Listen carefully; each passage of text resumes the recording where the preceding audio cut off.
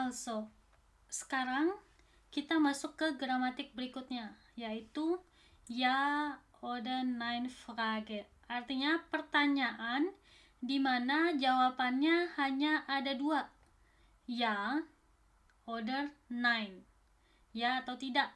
Nah, bagaimana cara membuat kalimatnya kalau misalnya kita hanya membutuhkan jawaban ya atau tidak ini? Maka cara membuat gramatiknya atau membuat kalimatnya dalam bahasa Jerman, termasuk cara menuliskan dalam sebuah teks, baik itu dalam koran maupun surat atau email, yang pertama berada di posisi pertama ini adalah verben.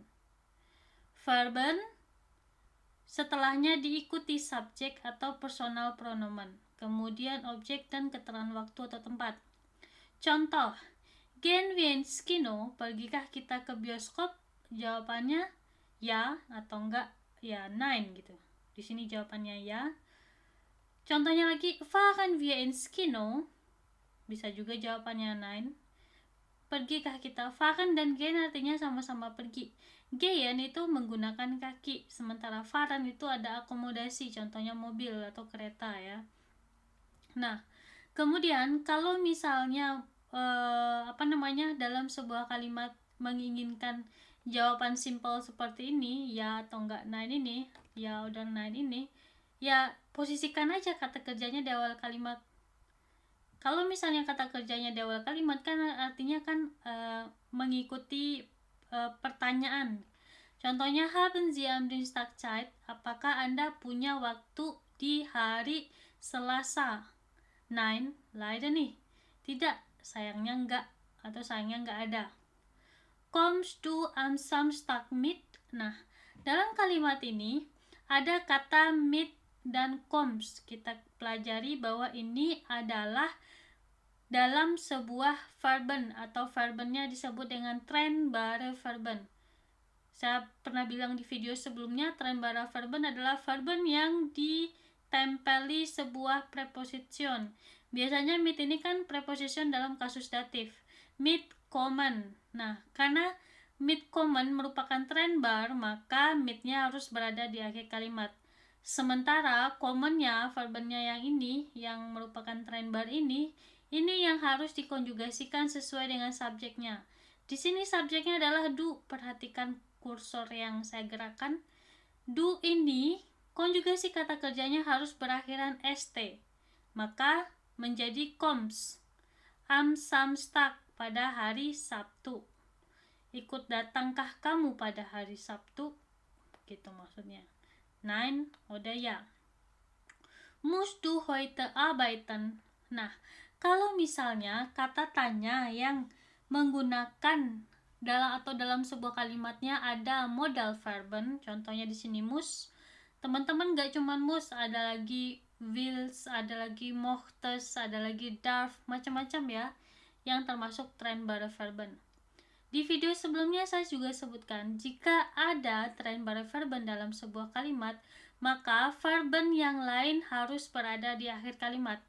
Kita perhatikan apa di sini verben yang lainnya. Arbeiten. Nah, maka arbeitennya ini berada di Satzende atau di posisi paling terakhir dan tidak dikonjugasikan atau merupakan verben infinitif, yaitu yang tidak dikonjugasikan. Musst du heute arbeiten? Haruskah kamu hari ini bekerja? Jawabannya ya atau enggak ya, nein gitu. Nah, muss ini dari konjugasi du. Kalau misalnya di sini sind yang artinya Anda, müssen Sie heute, ikuti saja konjugasinya. Kalau misalnya verben atau personal pronoun yang lain, ya diikuti konjugasinya. Kalau wir kan harus berakhiran en gitu. Kalau misalnya ir harus berakhiran t, itu mengikuti konjugasinya. Yang penting kalau misalnya teman-teman mengkonjugasikan verben, harus diketahui bahwa verben itu dikonjugasikan sesuai dengan personal pronoun atau sesuai dengan subjeknya. Kemudian, hast du Tina getroffen? Apakah kamu telah bertemu dengan Tina? Nah, kalau misalnya ada ge ini dalam sebuah verben, itu menandakan bahwa telah terjadi atau sudah lampau, sudah berlalu Vergangenheit. Maka ada ge di sini. Nah, ge di sini itu merupakan partizip 2 atau kalau dalam bahasa Inggris verb to, verben kedua. Nah, ya. Jadi dia udah ketemu dengan si Tina seperti itu. Perhatikan posisi pertama, posisinya harus verben. Setelah verben mau trennbar verben, mau model verben, mau verben biasa, nah harus verben. Nah kemudian verben yang lain berada di akhir kalimat atau Satzende. Nah kemudian ada lagi gramatiknya imperatif Sätze. Ini digunakan kalau misalnya teman-teman menyuruh orang lain atau orang lain supaya melakukan seperti apa yang kalian mau.